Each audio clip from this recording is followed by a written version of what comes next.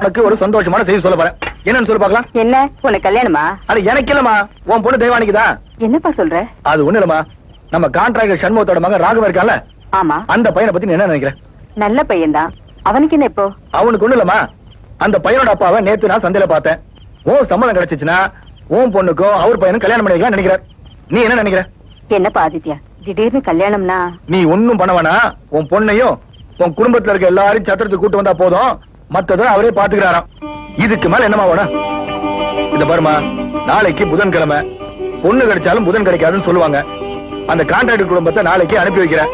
அதுக்கு முன்னாடி நீயும் உன் பொண்ணும் கலந்து பேசி ஒரு நல்ல முடிவா எடுத்துருங்க. டேய் வெல்ல இருப்பா, ஒரு வாய் சாப்பிட்டு போலாம். கல்யாண சாப்பாடு முதல்ல, அதுக்கப்புறம் தான் மத்ததெல்லாம். டேய் வாடா, சாப்பாடு. டேய் வாடா.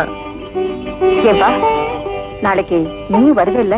அம்மா, நாளைக்கு எங்க ஊர் திருவிழாவுல எனக்கு காப்பு கயிறு கட்டுறாங்க. நான் தான் கரகம் எடுக்க போறேன், அதனால என்னால வர முடியாது. இத பாருமா, நாளைக்கு பொண்ணு பார்க்க வரவங்கிட்ட ஒரு நல்ல முடிவா சொல்லி அனுப்பு. இதுல பயப்படுறதுக்கு என்ன இருக்கு? எல்லாம் நல்லபடியா தான் நடக்கும். நான் வரட்டுமா? சரி. டேய் வெல்ல வாடா, சாப்பாடுல இருக்கான். அப்பா, சந்தையில ஏகப்பட்ட கூட்டம். வாடா செல்லா, எல்லாத்தையும் வாங்கிட்டு வந்துட்டியாமா? என்னம்மா இன்னைக்கு ரொம்ப சந்தோஷமா இருக்க? ஆமாம்மா, நம்ம குடும்பத்துக்கே விடிவு காலம் பிறந்துருச்சு. உன்னை காலகாலத்துல ஒருத்தன் கையில புடிச்சு கொடுக்க ஆண்டவன் கண்ணை திறந்துட்டான். என்னம்மா சொல்ற? நம்ம ஆதித்யன்ல, அவன் வந்து உன் கல்யாணத்தை பத்தி பேசிட்டு போனான். ஆமா, இந்த கல்யாணம் மட்டும் நல்லபடியா முடிஞ்சதுன்னா நான் ரொம்ப சந்தோஷப்படுவேம்மா. உன்னாலதாம்மா இந்த குடும்பத்துக்கே விடிவு காலம்.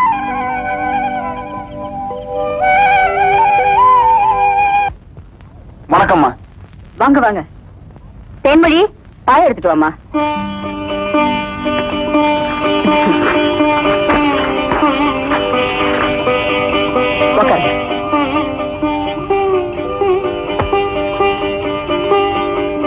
இதோ பார்மா மரகதான், உன் மூத்த மக தெய்வானைய இவர் மகன் ராகவனுக்கு கல்யாணம் பண்ணி வைக்க விருப்பப்படுறாரு. உன் விருப்பத்தை சொன்னா நல்லா இருக்கும். எதுக்கும் உங்க மக தெய்வானைய ஒரு வார்த்தை கேட்டு சொன்னீங்கன்னா ரொம்ப நல்லா இருக்கும். இந்த குடும்பத்தோட நிலைமையை புரிஞ்சவே என் பொண்ணு ஆதித்யனே எல்லா விஷயத்தையும் என்கிட்ட சொல்லிட்டான். நீங்க தாராளமா கல்யாணத்துக்கு நாள் குறிக்கலாம். இந்த பார்ப்பா சண்முகம், நலிந்தோரு கிளை நாளும் கிழமைன்னு பெரியவங்க சொல்லுவாங்க. உடனே தட்ட மாத்துங்க, வர வெள்ளிக்கிழமையே கல்யாணத்தை முடிச்சிருவோம். தட்ட பிடிங்க.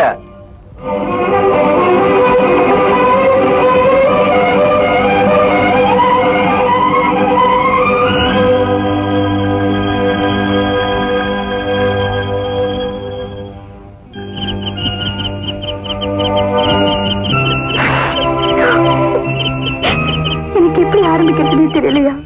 காலம் பூரா பொங்கி போடுற பொழப்ப உன்னோடதான் ஆரம்பிக்கணும்னு ஆசைப்பட்டையா? உண்மையில நான் எவ்வளவு ஆசை வச்சிருக்கேன் தெரியுமா? ஆத்தமேடு, கழனிக்காடு, தோப்பு துறவு, ஆளு பாலு, அம்பட்டு சனங்ககிட்டையும் என் பாட்டால உண்மையில இருக்கிற நினைப்ப மரபா சொல்லிவிட்டேன். ஆனா உன்கிட்ட சொல்லலையா? ஏன்னா இந்த பொட்டச்சிக்கு தைரியம் பத்தலையா? கண்ணாலான்னு ஒண்ணு நடந்து அம்மேன்னு ஒண்ணு மிதிச்சா அது உன்னோடதாயா? வர வெள்ளிக்கிழமைக்குள்ள நீ வரலன்னு வச்சுக்க. வந்துறியா?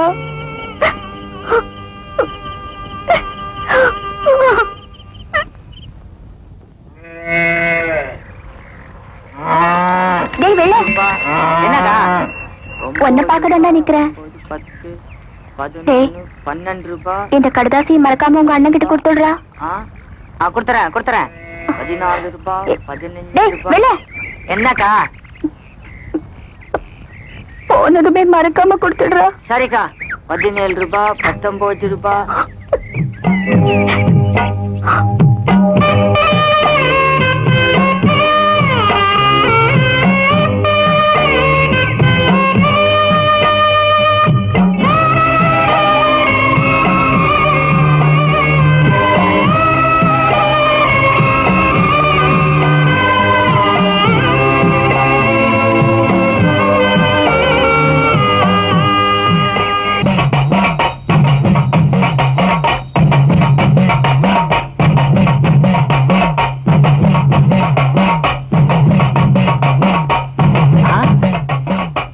கோயிலுக்கு ஒரு சொல்லிச்ச, எவ்வளவு பணம் இருக்குன்னு பாப்பமே.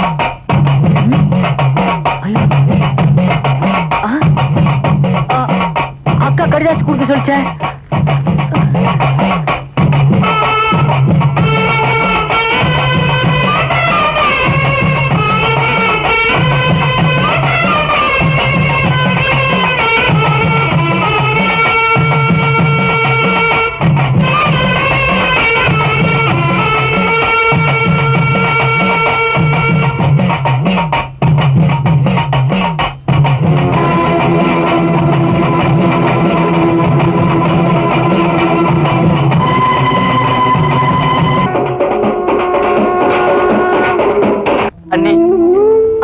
பேச்சு எங்க அண்ணங்கிட்ட சொன்ன நேரத்துல கொடுத்திருந்தேன்னா அந்த அக்காவும் செத்துருக்க மாட்டாங்க.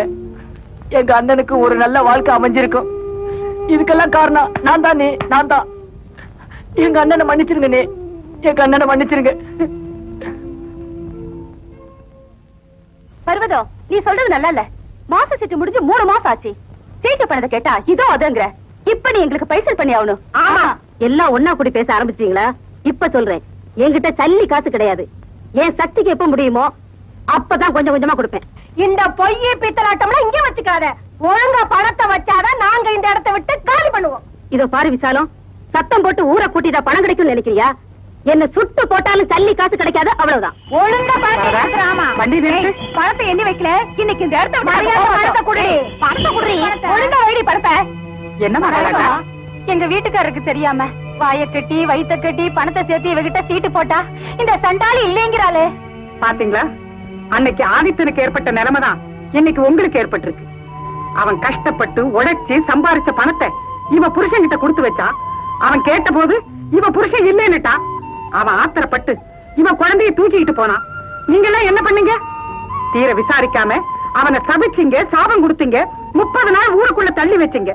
இப்ப என்ன ஆச்சு? அதே நிலைமைதான் உங்களுக்கு ஏற்பட்டிருக்கு. பட்டாத்தான் தெரியும், கெட்டாத்தான் புரியும்னு சும்மாவா சொன்னாங்க? இந்த சண்டாளியால நாங்க ஆதித்தின தப்பா பேசிட்டோம். இப்பதாமா எங்களுக்கு எல்லாமே தெரியுது. ஆளு மேல இடி விழுந்ததுக்கு அப்புறம் அதனுடைய பலனை பஞ்சாங்கத்துல பார்த்து என்ன பிரயோஜனம்?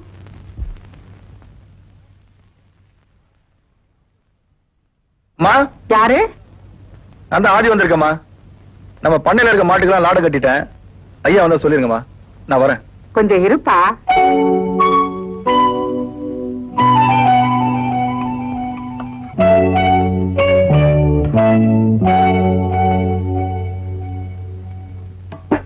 வாடா, வந்து உட்காரு. உட்காரு. இந்தா.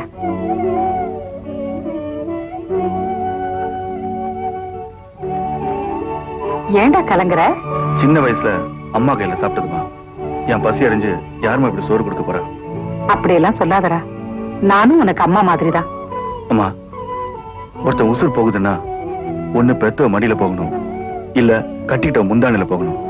எனக்கு பெத்தவ மடியும் இல்ல, கட்டிட்ட முந்தானி சரியா அமையலமா. ஆதித்யா, நீ இப்ப ஒரு குழந்தைக்கு தகப்பனாக போற. அனாவசியமா மனசை போட்டு குழப்பிக்காத.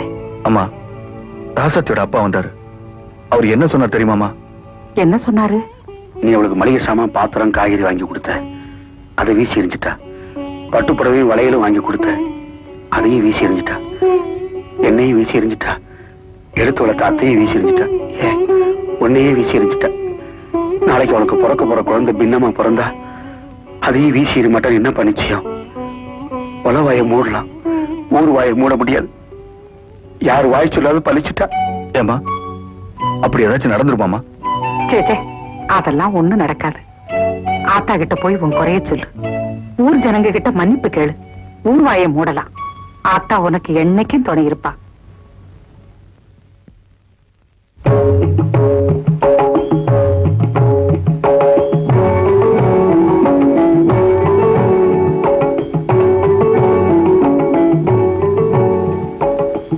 என்னம்மா கையெடுத்து கும்புறேன்னு பாக்குறியா? நண்பனை பத்தி ஆபத்து வருமோ தெரிஞ்சுக்கலாம், ஊர் உறவை பத்தி துன்ப வருமோ தெரிஞ்சுக்கலாம், நாணயத்தை பத்தி கடன் கொடுத்து தெரிஞ்சுக்கலாம். ஆனா கண்ண பொண்டாட்டிய பத்தி எப்படிமா தெரிஞ்சுக்கிறது? அதை தெரிஞ்சுக்கதாமா நான் உங்ககிட்ட வந்திருக்கேன். நான் உனக்கு இது வரைக்கும் வச்சிருந்த குறைய தீர்த்து வைக்க போறேமா. ஏன் தெரியுமா? இந்த ஊர் நல்லா இருக்கணும், இந்த ஊர் மக்கள் நல்லா இருக்கணும், என் பொண்டாட்டி நல்லா இருக்கணும், எனக்கு பிறக்க போற குழந்தை நல்லா இருக்கணுமா. அவசரமா நான் உங்ககிட்ட மதிப்பிச்சு கேட்கிறேமா. இனிமே நான் அடித்தடியில் இறங்க மாட்டேன், அராஜகமா நடந்துக்க மாட்டேன். இது சத்தியம். என் பொண்டாட்டி ராசாத்தி மேல சத்தியமா.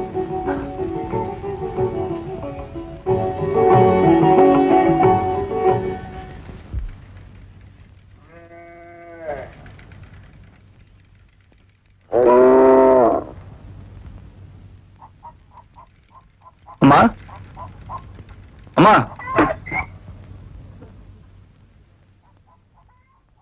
என்னடா என்னைக்கும் இல்லாம உங்க வீட்டு முன்னாடி வந்து நிக்கிறேன்னு பாக்குறீங்களா? நம்ம ஊர் ஜனங்க நான் செஞ்சதெல்லாம் தப்பா புரிஞ்சுக்கிட்டு தெரிஞ்சோ தெரியாமலோ என்னமோலாம் பேசிட்டாங்க. அதுக்காக நான் மன்னிப்பு கேட்டுக்கிறேம்மா. என்ன மன்னிச்சிருங்கம்மா.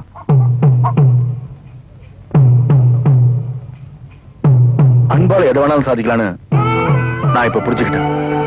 என்ன மன்னிச்சிருங்கம்மா. ஐயா, நீங்களும் என்னை விட்டு ஒதுங்கி போறத பார்த்தா எங்க என்ன ஒதுக்கிடுங்களோன்னு பயமா இருக்கியா? அம்மா அம்மா, இப்ப நான் ஒரு குடும்பஸ்தம்மா. நான் என்ன தவறு செஞ்சிருந்தாலும் என்ன மன்னிச்சிருங்கம்மா. ஐயா, இந்த தனி மரம் ஒரு தோப்பாகணும்னு வாழ்த்துங்கய்யா.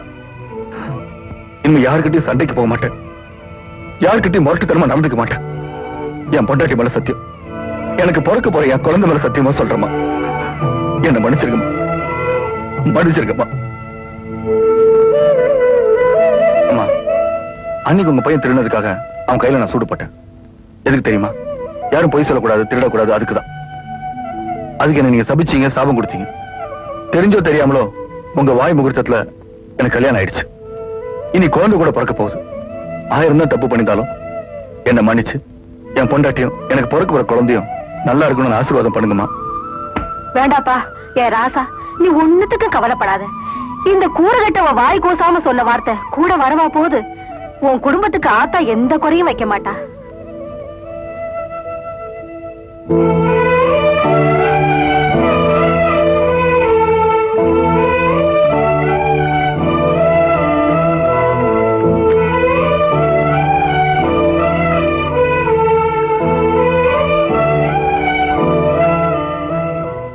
மன்னிச்சிடுறா.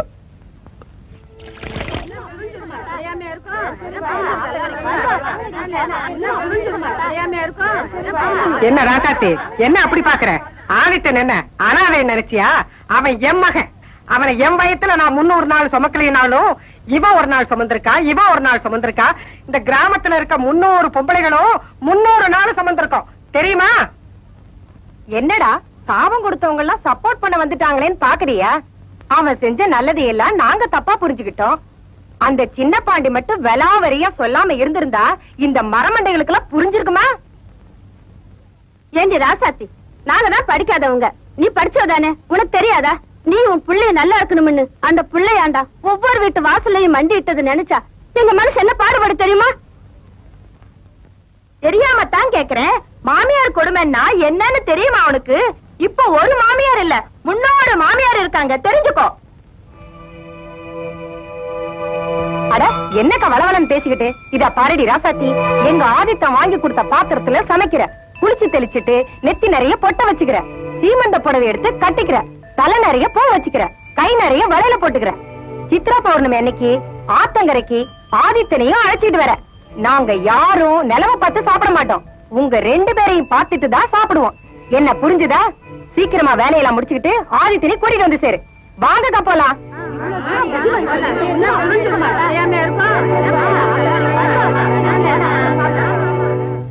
இந்த பாருமா, அவன் மனசுல ஆழ பதிஞ்சிருக்கிறது தான் ஒரு அனாதைங்கிறதுதான். அவனுக்குன்னு எந்தவித ஆசாபாசமும் கிடையாது. உன் கழுத்துல 3 முடிச்சு போட்டது கூட ஆசையினால இல்ல தாயி, அவசரத்தினால. ராசாத்தி, நான் உங்ககிட்ட படிப்பிச்சு கேக்குறேம்மா. அவனை இன்னைக்கு பல பேர் மனசுலையும் படியிலையும் சுமக்கலாம். ஆனா கடைசி வரைக்கும் முந்தானியில சுமக்க வேண்டிய பொறுப்பு உன்னதுதாம்மா. அவனை கைவிட்டாத தாயி, அவனை கைவிட்டாதம்மா.